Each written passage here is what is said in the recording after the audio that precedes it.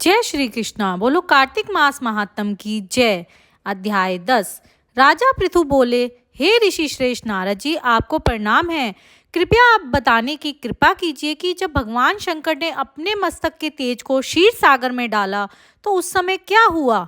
नारद जी बोले, हे राजन, जब भगवान शंकर ने अपना वह तेज क्षीर सागर में डाल दिया तो उस समय वह शीघ्र बालक होकर सागर के संगम पर बैठकर संसार को भय देने वाला रुदन करने लगे।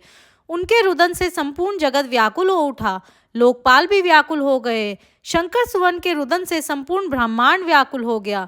यह देखकर सभी देवता और ऋषि मुनि व्याकुल होकर ब्रह्मा जी की शरण में गए और उन्हें प्रणाम कर उनकी स्तुति करने लगे।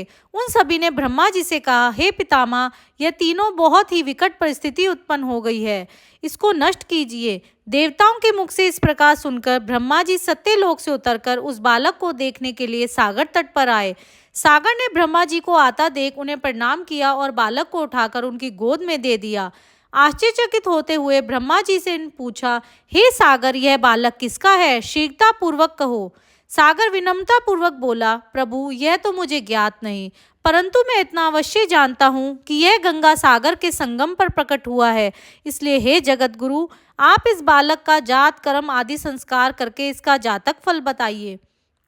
नारद जी राजा पृथु से बोले, सागर ब्रह्मा जी के गले में हाथ डालकर बार बार उनका आकर्षण कर रहा था। फिर तो उसने ब्रह्मा जी का गला इतनी जोर से पकड़ा कि उससे पीड़ित होकर ब्रह्मा जी की आंखों से आंसू टपकने लगे। ब्रह्मा जी ने अपने दोनों हाथों का जोड़ लगाकर किसी प्रकार सागर से अपना गला छुड़वाया और सागर से कहा, हे सागर, सुनो, मैं तुम्हारे इस पुत्र का जातक फल कहता हूँ। मेरे नेत्रों से ये जो जल निकला है, इस कारण इसका नाम जलंधर होगा। उत्पन्न होते ही यह तरुणावस्था को प्राप्त हो गया है, इसलिए यह सब शास्त्रों का पारगामी, महापराक्रमी, महावीर, बलशाली, महायोद्धा और रण में विजय प्राप्त करने वाला होगा। यह बालक सभी दैत्यों का अधिपति होगा। यह किसी से भी पराजित ना होने वाला तथा भगवान विष्णु को भी जीतने वाला होगा। भगवान शंकर को छोड़कर यह सबसे अवध्य होगा। जहाँ से इसकी उत्पत्ति हुई है यह वहीं जाएगा। इसकी पत्नी बड़ी प्रतिव्रता, सौभाग्यशाली, सुंदरी, परम मनोहर, मधुवाणी बोलने वाली होगी।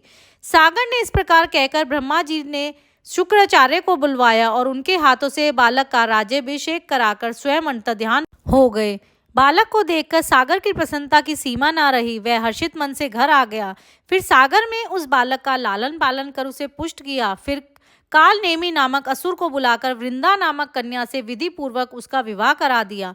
उस विवाह में बहुत बड़ा उत्सव हुआ। श्री शुक्राचार्य के प्रभाव से पत्नी सहित जलंधर दैत्यों का राजा हो गया।